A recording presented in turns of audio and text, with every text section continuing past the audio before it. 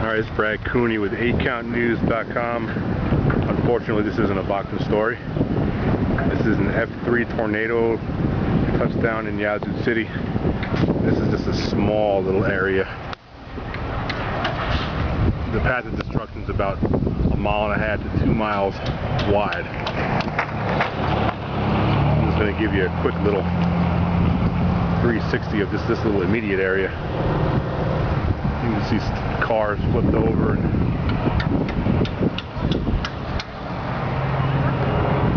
it's unbelievable. This is the bank.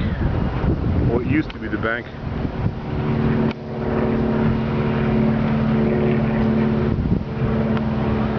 And I'll get some more video here shortly.